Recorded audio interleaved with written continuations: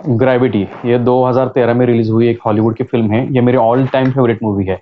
मैंने बहुत बहुत बहुत बार ये मूवी देखी है। मैं स्ट्रांगली रिकमेंड करूंगा कि ये movie once in a life आपको देखनी ही चाहिए। सोचा कि अभी लॉकडाउन का पीरियड चालू है, नई नई पिक्चर मूवीज तो अभी रिलीज नहीं हुई है रिव्यू के लिए।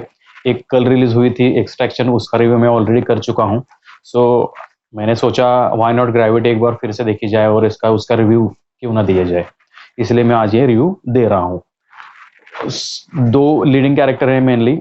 एक है जॉर्ज क्लूनी, दूसरी है Sandra bullock. By the way ये कहने से पहले मैं एक बात कहना चाहता हूँ कि इस मूवी में तीन ही कैरेक्टर है, तीन कैरेक्टर के ऊपर बेस्ड ये मूवी है। पहला कैरेक्टर पहले 5 मिनट में ही मर जाता है। सो बचे दो कैरेक्टर, दो कैरेक्टर के ऊपर ये मूवी बेस है। ऐसे बहुत कम मूवीज बनती है जिसमें इतने कम कैरेक्टर हो।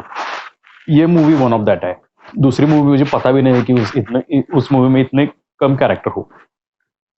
बात करूं ऑस्कर्स की, तो इसने 7 ऑस्कर्स जीते हैं। उसमें बेस्ट डायरेक्टर है, बेस्ट ओरिजिनल स्कोर है, बेस्ट सिनेमाटोग्राफी है, बेस्ट विजुअल इफेक्ट्स है, और बाकी तीन है वो मुझे पता नहीं है। इसकी स्टोरी में शॉर्ट में बताता हूँ। हबल टेलीस्कोप आपको नासा का पता होगा, वो पृथ्वी के यानी अर्थ के ऑर्बिट में घूमता रहता है। तो उसमें कुछ हार्डवेयर इंस्टॉलेशन करना होता है। हार्डवेयर इंस्टॉलेशन ऐसे प्रोसेस है वो मैन्युअली करनी पड़ती है। आप रोबो से या दूसरे किसी इक्विपमेंट से वो इंस्टॉलेशन नहीं कर सकते। इसलिए नासा तीन एस्ट्रोनॉट्स वो इंस्टॉलेशन करने के लिए स्पेस में भेजते हैं। कहाँ? हबल टेलीस्कोप के पास। और इंस्टॉलेशन का काम चालू करते हैं, तभी क्या होता है, रशिया एक मिसाइल छोड़ता है, रशिया के खुद के एक सैटेलाइट पर। क्योंकि कैसा होता है कि रशिया, चाइना, इंडिया और यूएसए, ये चार ही देश है उनके पास एंटी सैटेलाइट मिसाइल्स है। वो एंटी सैटेलाइट मिसाइल्स दो पर्पज के लिए इस्तेमाल किए जाते हैं। एक तो खुद के सैटेलाइट डिस्ट्रॉय करने के लिए, क्योंकि वो जब आउटडेटेड हो जाते हैं तब, या वॉरफेयर में दुश्मन के सैटेलाइट गिराने के लिए। अब तक वॉरफेयर में इस मिसाइल्स का कभी किसी ने इस्तेमाल नहीं किया है, जो कि अच्छी बात है। लेकिन वो रशिया जो होता है वो खुद का आउटडेटेड सैटेलाइट डिस्ट्रॉय करता है एक मिसाइल की वजह से। और क्या होता है, वो मिसाइल वो सैटेलाइट जब बर्स्ट होता है तो उसका बहुत मलबा इधर स्पेस में वैसा स्प्रेड हो जाता है। और स्पेस में कैसा होता है, अनलाइक आवर अर्थ, वहां ग्रेविटी जीरो होती है। और उसकी वजह से क्या होता है, वो सब मलबा लाइक बुलेट्स स्प्रेड हो जाता है। उसकी वजह से क्या होता है, उनका स्पेसशिप डिस्ट्रॉय होता है, उनका हबल टेलीस्कोप डिस्ट्रॉय होता है, उनका एक एस्ट्रोनॉट मर जाता है पहले, दूसरी बार जॉर्ज क्लूनी मर जाता है और बचती अकेली हीरोइन है। और हीरोइन का अभी एक ही मकसद है, सर्वाइवल। यानी कि उसको सर्वाइव, स्पेस में तो ज्यादा देर तक वो सर्वाइव नहीं हो सकती। अगर उसको सर्वाइव होना है तो स्पेस से उसको पृथ्वी पर यानी कि अर्थ पर वापस लौटना है। यही स्टोरी है, बहुत अच्छी स्टोरी है। अ, अ, आपको हमेशा इस स्टोरी में एक ग्रिप बनी रहती है, स्टोरी प्रेडिक्टेबल। मैं अभी स्टोरी टेल कर बता रहा हूँ तो वो प्रेडिक्टेबल लगती है, लेकिन आप एक्चुअल में जब ये मूवी देखोगे तो वो स्टोरी बिल्कुल भी प्रेडिक्टेबल नहीं लगेगी हमको। आपको, हाँ हाँ, आपको हमेशा एक ईगरनेस जगी रहेगी आपके मन में कि आगे क्या होगा, आगे क्या होगा, उसके आगे क्या होगा, लाइक दैट। इस मूवी में बहुत सारे प्लस पॉइंट्स हैं, मैं आपको एक वन बाय वन बताते जाता हूँ।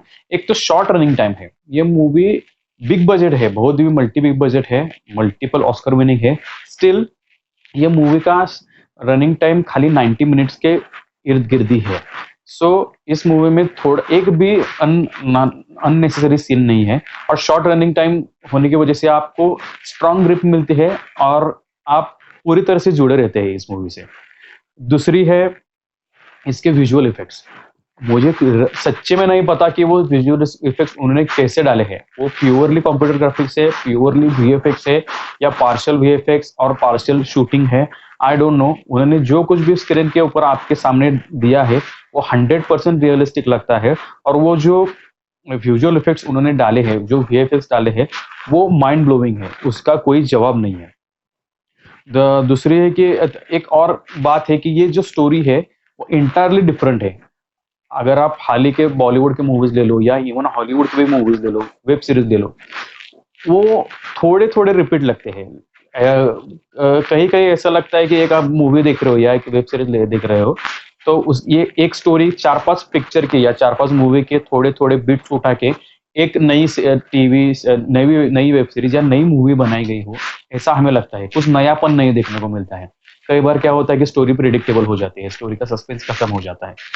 इस मूवी में ऐसा जरा भी नहीं है। ये स्टोरी एंटायरली डिफरेंट है।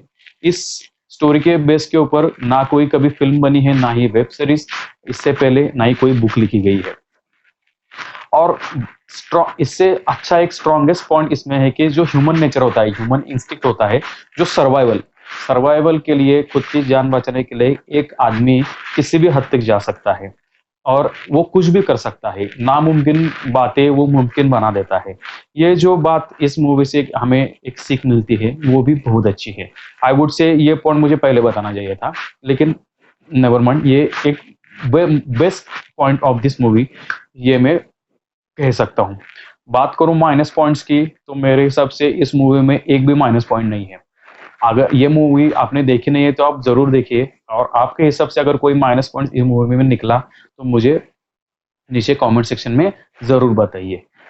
इस वीडियो में फिलहाल सिर्फ इतना ही। अगर आप मेरे चैनल पर नए हो तो मेरे चैनल को सब्सक्राइब कीजिए, मेरे वीडियोस देखिए, ज़्यादा से ज़्यादा लाइक कीजिए, और ऐसे ही मुझे प्यार देते रहिए। Thank you, thanks a lot.